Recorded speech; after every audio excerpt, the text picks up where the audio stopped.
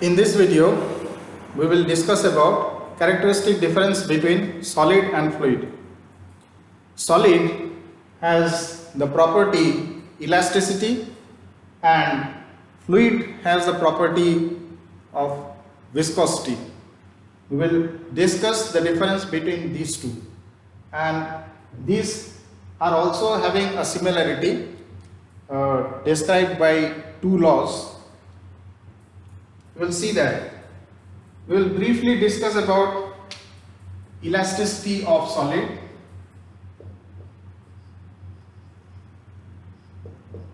and we will vastly discuss about viscosity of fluid.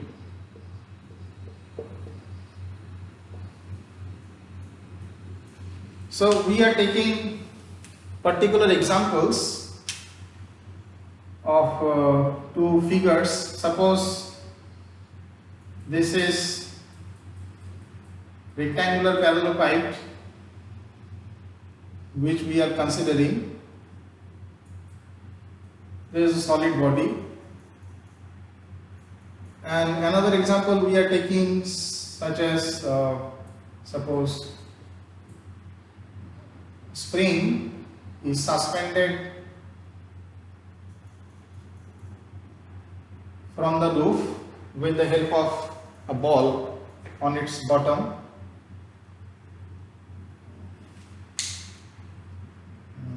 Suppose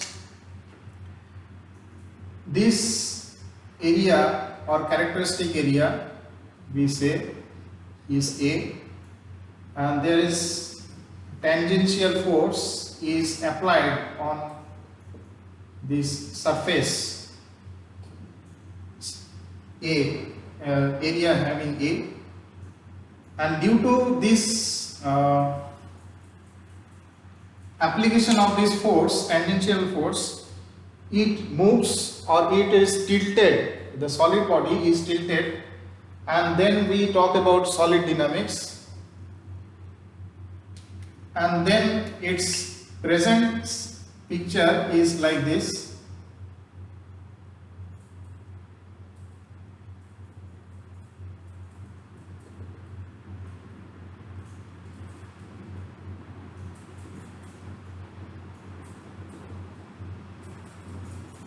So it is moved to a distance, suppose denoted by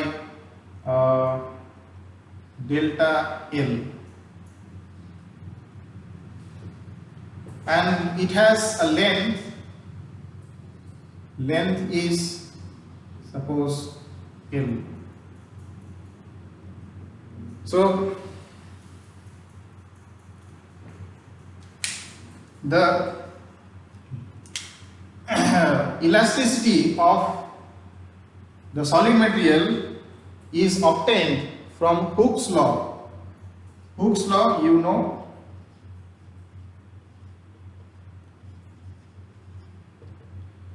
So it is saying that on the application of a force, a tangential force, on the application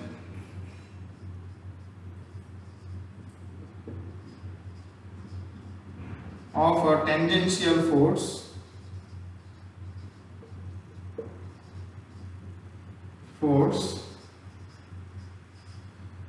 that is capital F, stress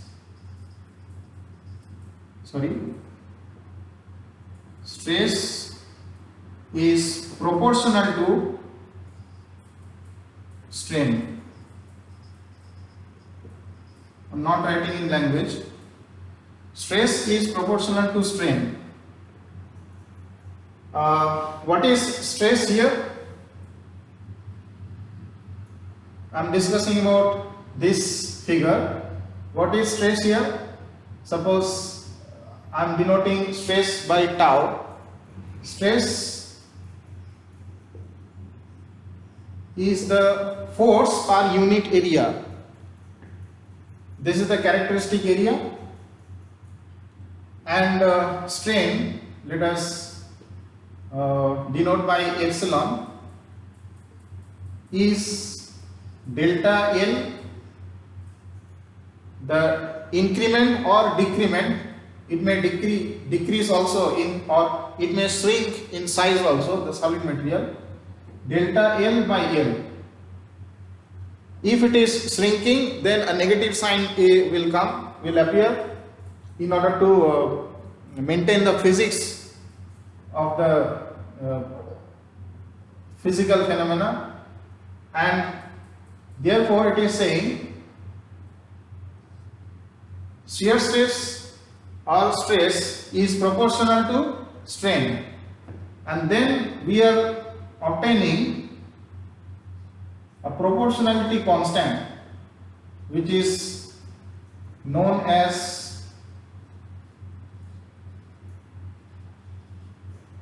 Young's modulus.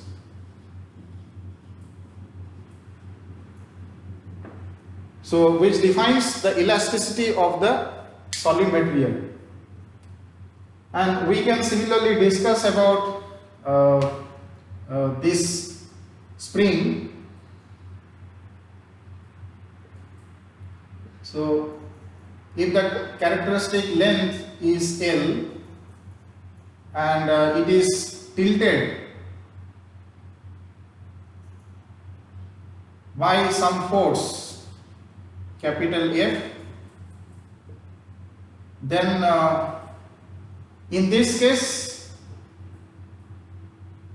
so this is for 1 and this is for 1, I shall give, and this is 2. So for 2, the shear stress will become, here no area can be found, only a single dimension we are discussing about.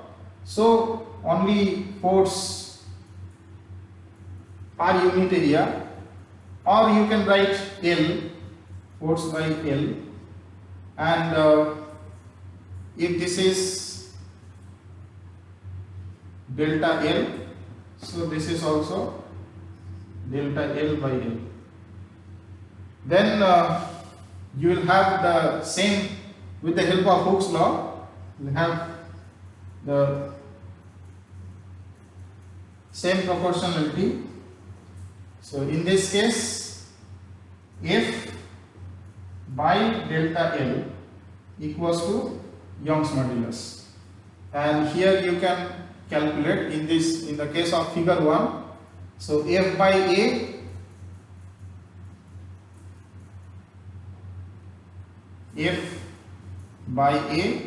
divided by delta L by L equals to Young's modulus.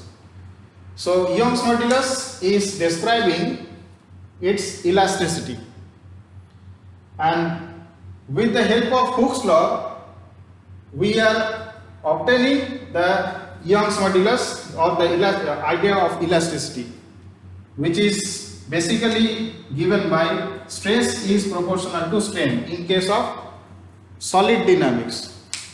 Now let us move to fluid dynamics, where we shall discuss about viscosity of fluid, which will be given by another law of physics. Now we will discuss about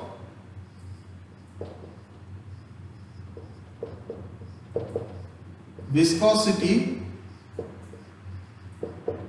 of fluid or fluid substance.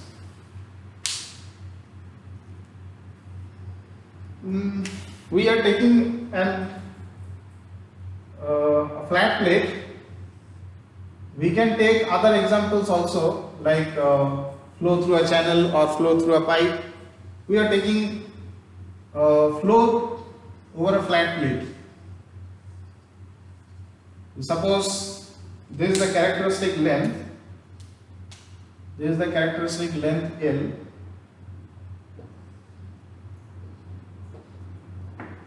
And there is a flow is happening, only one dimensional flow we are considering, one dimensional flow or one directional flow, one directional flow of fluid.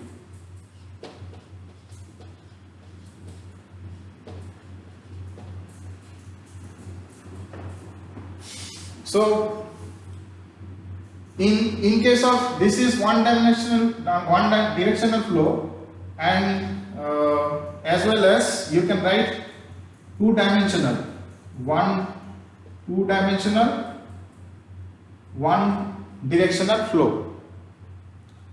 So in this case there will be two components of velocity, u and v, which are dependent on x, y are the positions, and time t. So we are discussing, suppose the flow is not dependent on time t, and at each and every point on this, suppose this is at x equals to 0, and this is suppose x equals to x1. Here we will have velocity, magnitudes of velocity due to the solid wall or solid surface. The fluid molecules or the fluid particles will have almost zero velocity here, means due to the friction between solid surface and fluid particles, fluid molecules will tend to move on this solid surface but will unable to move. Almost the velocity will be zero here. This is called no slip velocity. We will discuss it later also in detail. And here the velocity magnitude would be much greater. Velocity magnitude would be much more greater. Velocity magnitude would be much more greater, much more greater, much more greater. So likewise, suppose u is the velocity which we are investigating, which is dependent on x and y. So one directional flow is considering here, in two dimensional case. So here at each point x1, the velocity amount, the magnitude of velocity here, what we are getting, the same we can get here. Suppose at x equals to x2. So here near the wall there will be almost zero velocity, that is called no slip velocity. If there is amount of velocity on the surface of the wall, that is called slip velocity. Okay, so which we will discuss later. So here also same velocity graphs at suppose y equals to y1, this is y equals to y2, this is y equals to y3, this is y equals to y4, y5, y6. So these are the same points, these are the same heights. So as long as you will go above the surface, so fluid velocity or the magnitude of the fluid velocity u will go on increasing, and when this will happen, when these magnitudes would be same. This is known as fully developed flow. Two-dimensional, one-directional,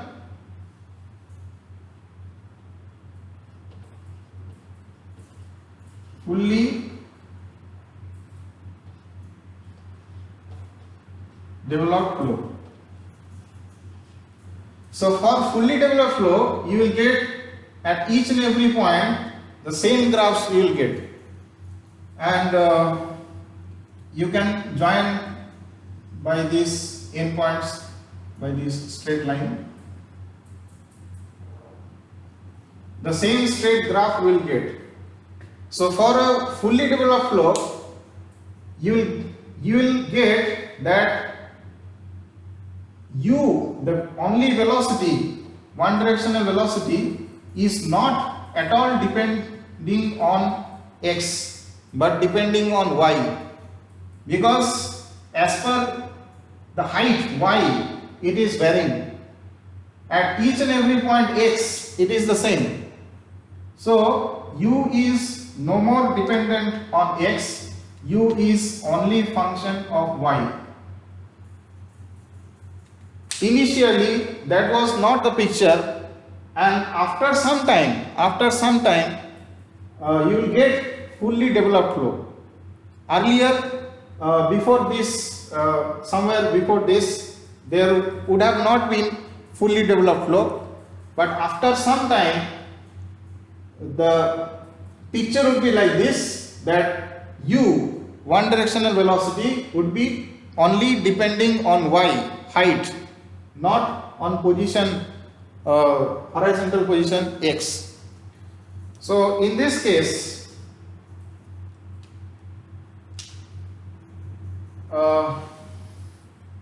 now coming to the viscosity would be very much there when fluid is at rest, but we are not talking about static when the fluid is rest. We are discussing about when the fluid is in motion. Fluid is in motion. So on the application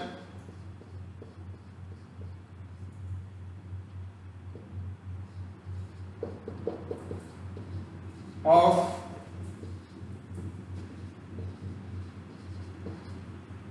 a shear stress, that is tau, which is capital F by A. What is capital F?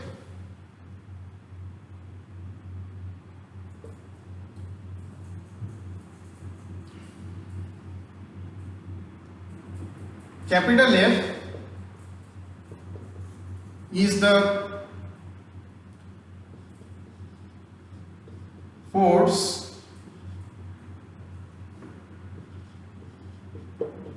which a lower layer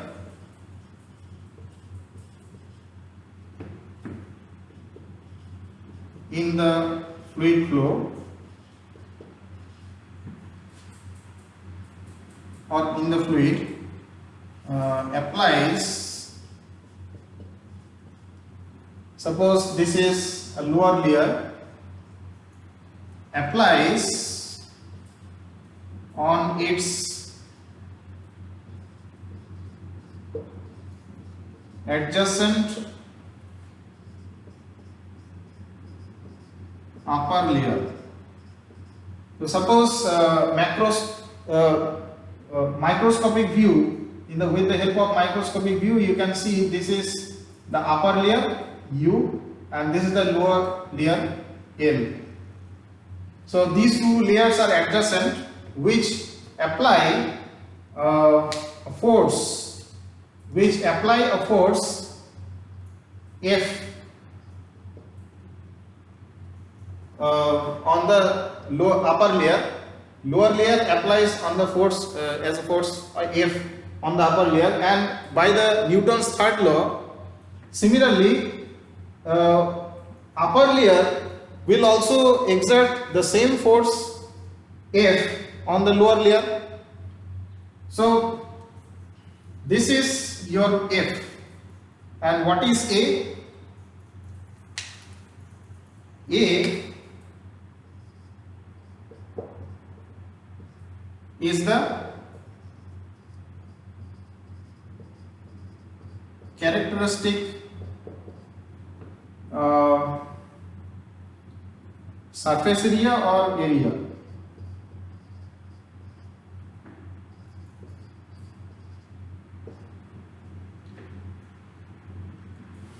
Suppose this is the area we are taking.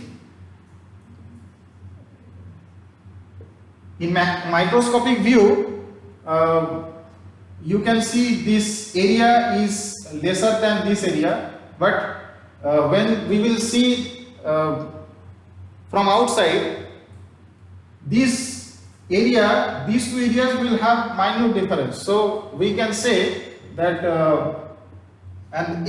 this is adjacent, these two layers are adjacent to each other, upper layer and lower layer adjacent to each other. So this would be an area, surface area, over which a force is applied. Okay, so this is represented by tau, and in case of on the application of this,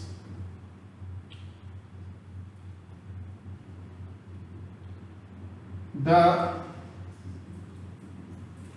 rate of strain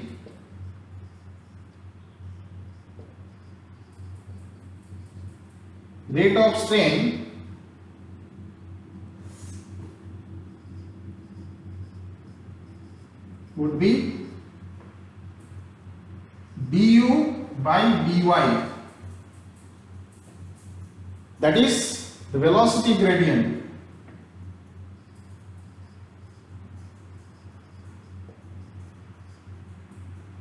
Velocity gradient du by dy. Gradient may be positive, may be negative. So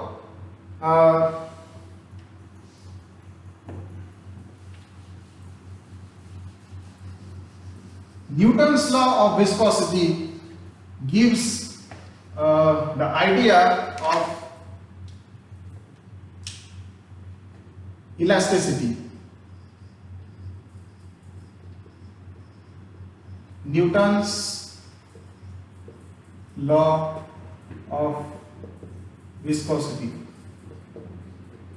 Like we have discussed Hooke's law for solid, Newton's law of viscosity describes or gives the idea of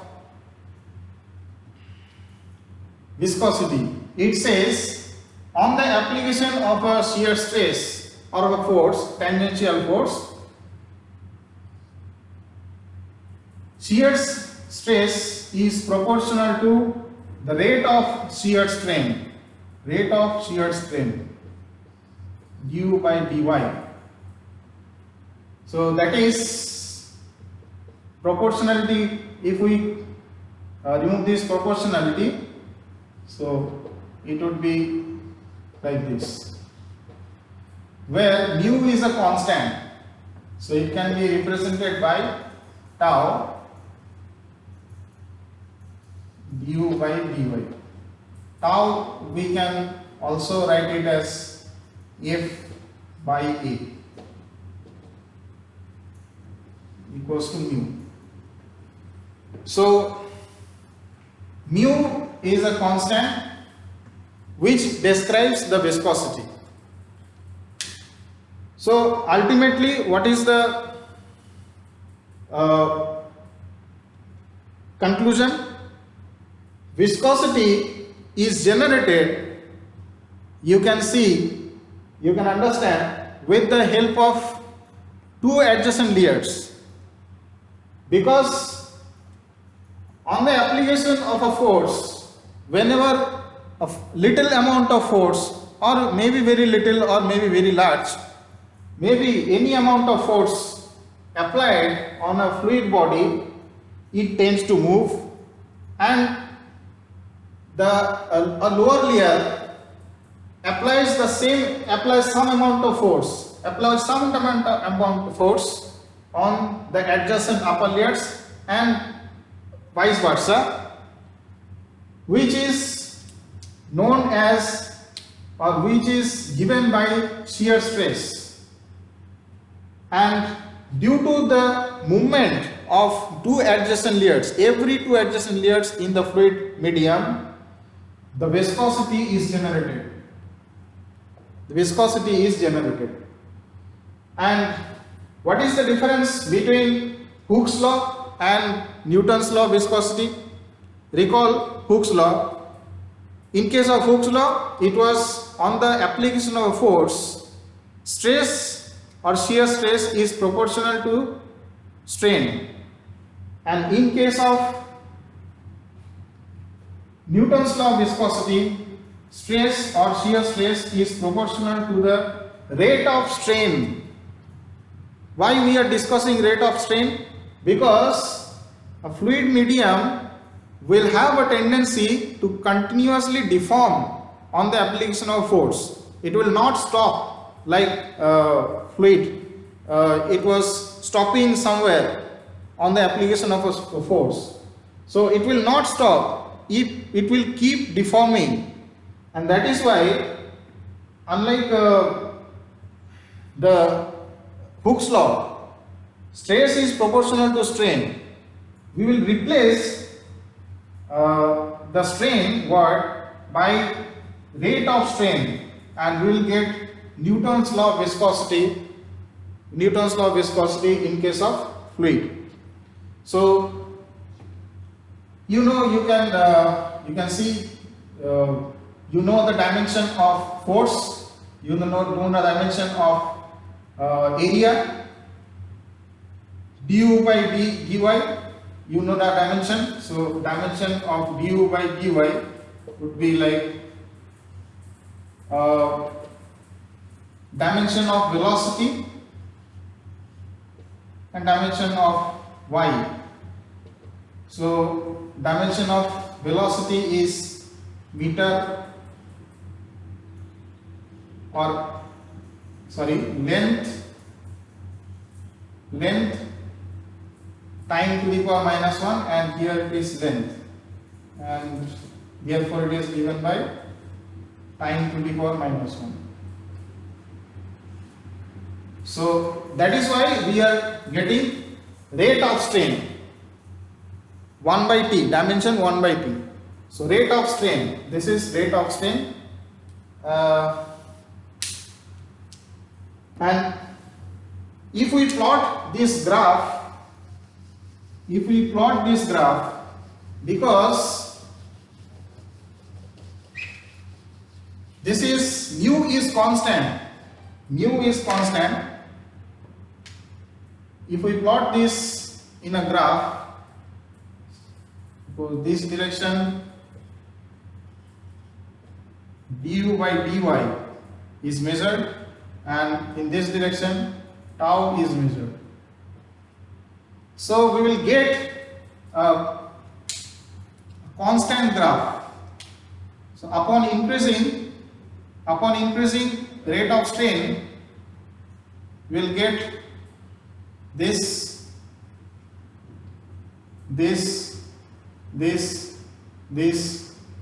So this is actually the slope. The slope is constant.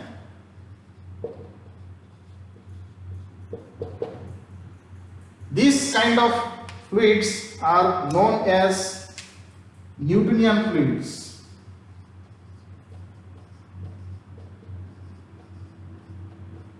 Whichever fluid follows or obeys Newton's law of viscosity, those fluids are known as Newtonian fluid. For Newtonian fluid, viscosity is constant.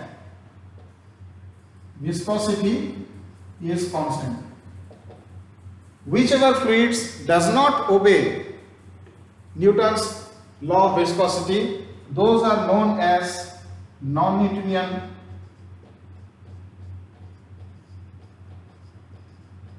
fluid,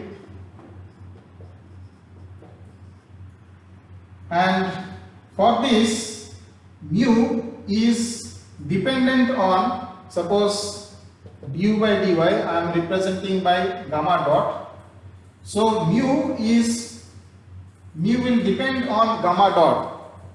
Mu will be a function of gamma dot. Mu will no more will be a constant. So it is also known as apparent viscosity.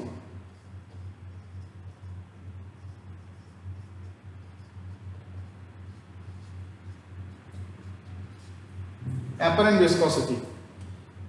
So Newtonian fluid example can be given as water. Water almost follows the Newtonian nature of fluid, for which mu the viscosity is constant. You can see the examples.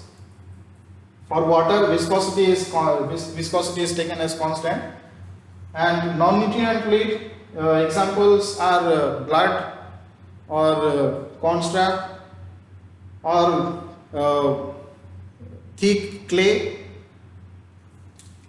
Such as examples can be given. So non-Newtonian fluid we will discuss later about. So Newtonian fluids are those which follows Newton's law of viscosity,